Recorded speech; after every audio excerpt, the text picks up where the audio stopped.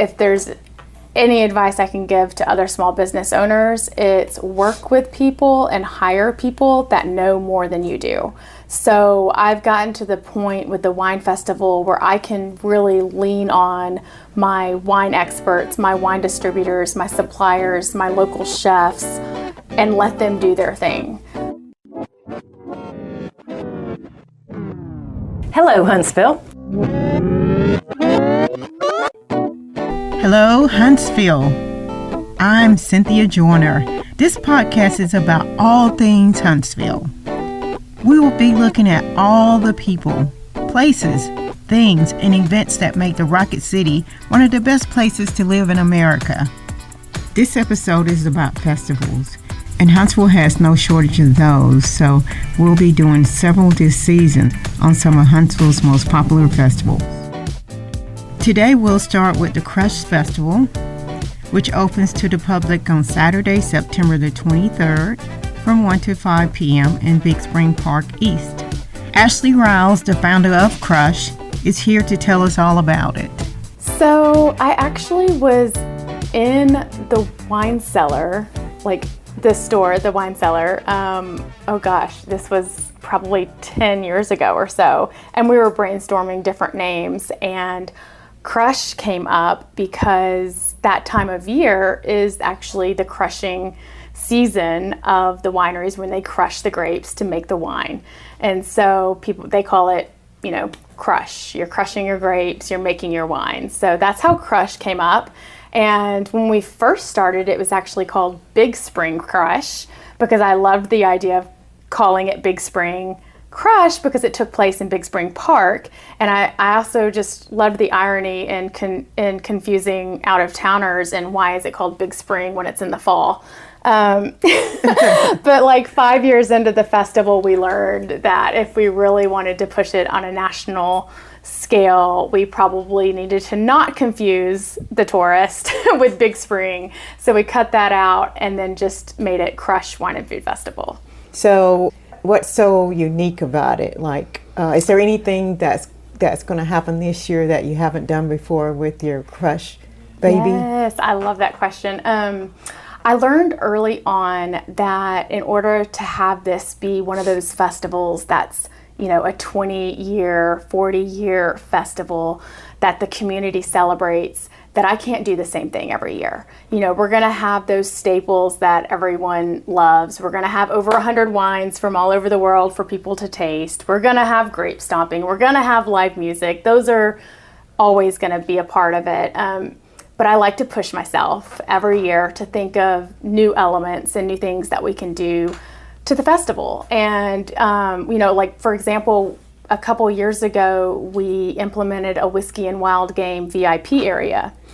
And that's kind of grown over the years. And so we've learned that that's a need that people want. More spirits, more whiskey, more food involved in the festival. So now we're actually moving that in, and it's going to be a part of the general admission area of the festival that everyone has access to. So little things like that.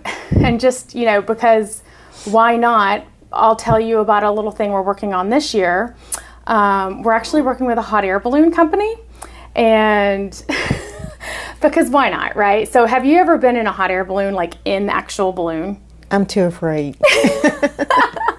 Well, they have it set to where like the balloon is actually still on the ground and it's like halfway blown up and you can go inside the balloon. And so we're kind of working on doing maybe a tasting inside the balloon. I mean, it's really cool experience. It sounds kind of silly, but just fun stuff like that we're exploring to give people different new experiences. We're also bringing a silent disco to Crush this year. Have you done silent disco? I have, yes. You yes, have? Yes. When was this? Probably about 3 years ago. Okay. Yes. Well, I don't know about you, but we went up to Charleston. We took the Crush team up to Charleston's Wine and Food Festival, which is goals for us. They're amazing festival up there, and they had a silent auction or a silent disco.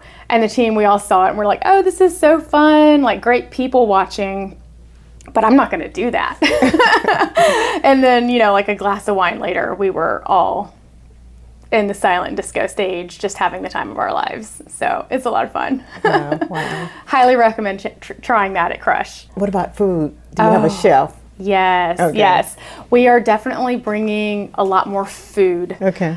to Crush this year. It's a big, it's been a big concentration of ours is to get more food involved, local and national. So we have 3 Food Network chefs, celebrity chefs coming in to Huntsville that weekend, and they're going to be doing live cooking demos on site at the park, and that's included in everyone's ticket. They're going to be giving out their tastings and doing live demos. It's going to be a lot of fun.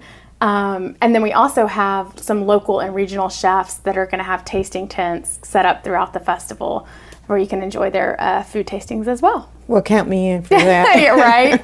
Oh, and then Chef Rene Boiseau, he's going to be there. He's a Huntsville chef, and he's going to be in the Whiskey and Wild Game area doing all the wild game.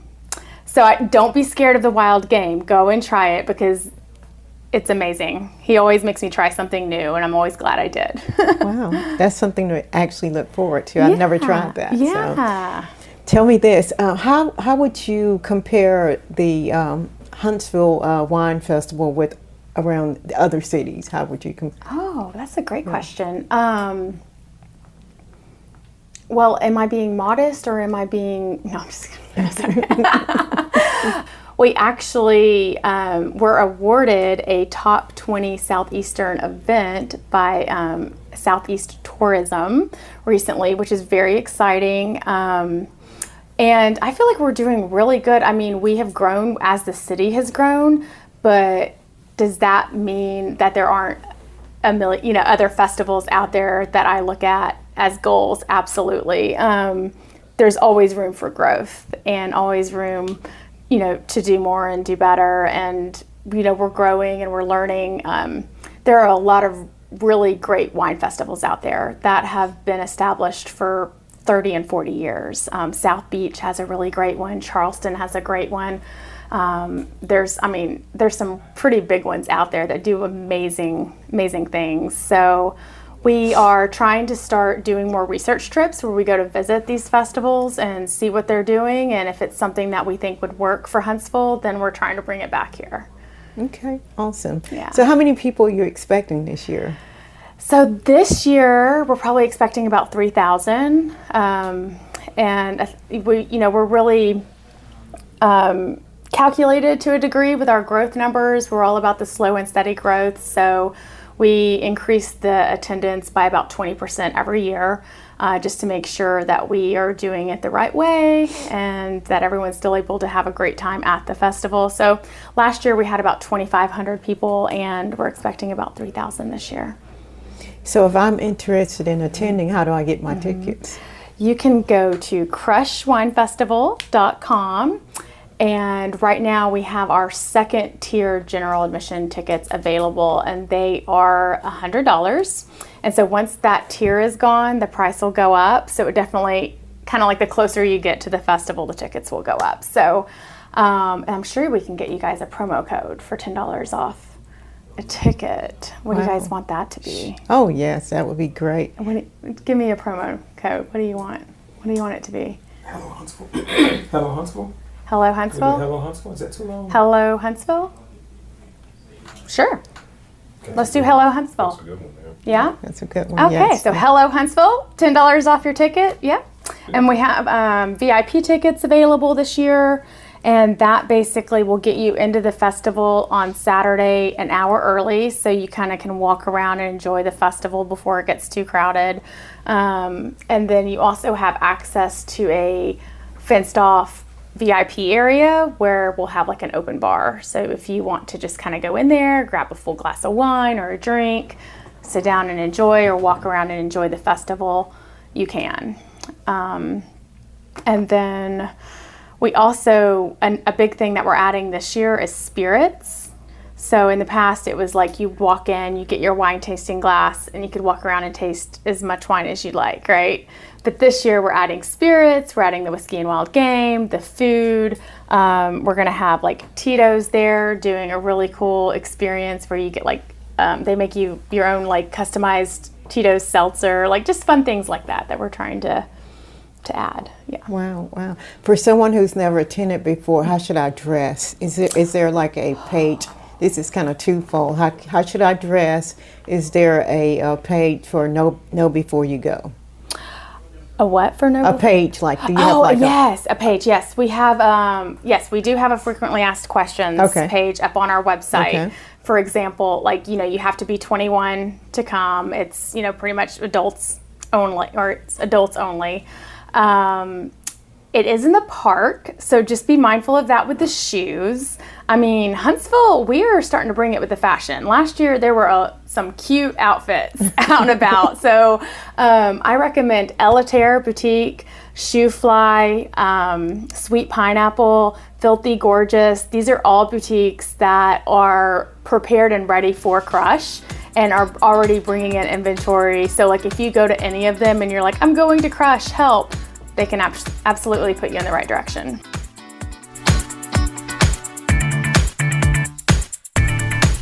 Oktoberfest is one of Huntsville's oldest and most popular festivals, hosted at Redstone Arsenal on September 15th through 17th. We talked with Stephanie Stone, one of the organizers, about it. Oktoberfest, how did that get started? That actually started in 1995. We had a huge German population on Redstone Arsenal, our workforce.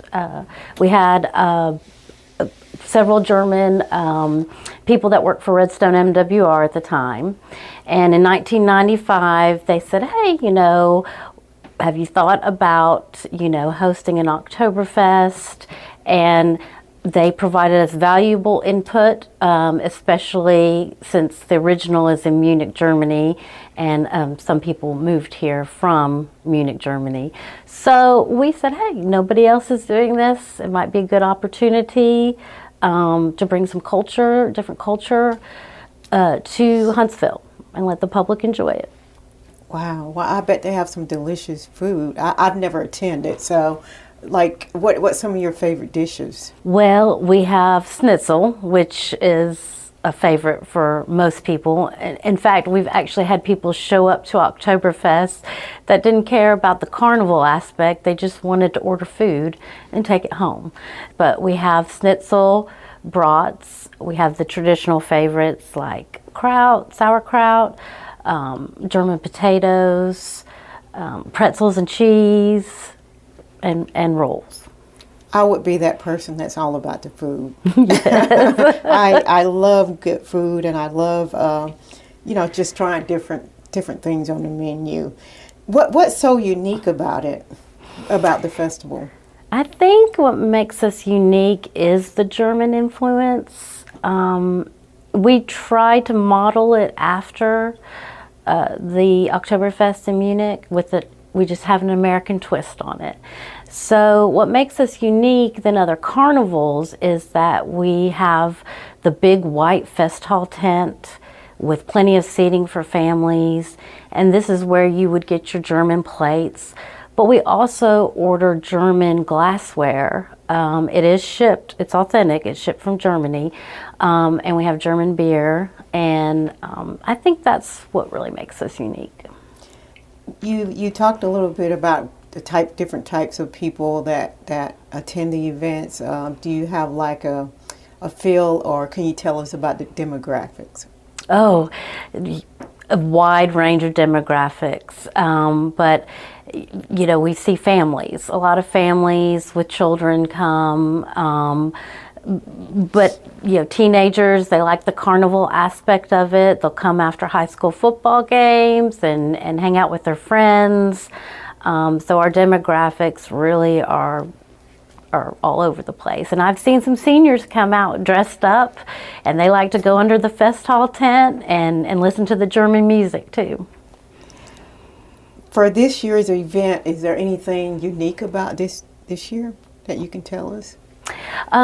We try and hire different musical entertainment each year.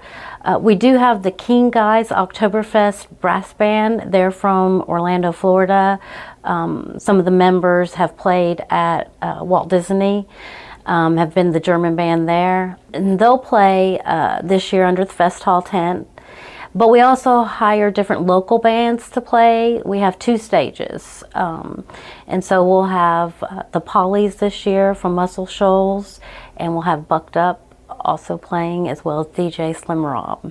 Wow, that sounds like so much fun. I think I need to put that on my calendar. Yes, I think so. How many people typically attend the event each year? We've had anywhere from 15 to 20,000 people over the course of 3 days. That's a lot of people. Explain the name and the unique spelling of Oktoberfest. Oktoberfest, again, like I said, was modeled after the Oktoberfest in Munich, Germany, and it's spelled the same way. And the biggest question we get asked is, why is Oktoberfest in September? And so I'm going a little bit off topic here because that is the most common question. And the reason we have it in September is because it officially kicks off even in Germany in September. So that's the reason why we have it. It's always the second full week of September. Is there a connection between Huntsville's Oktoberfest and others around the world?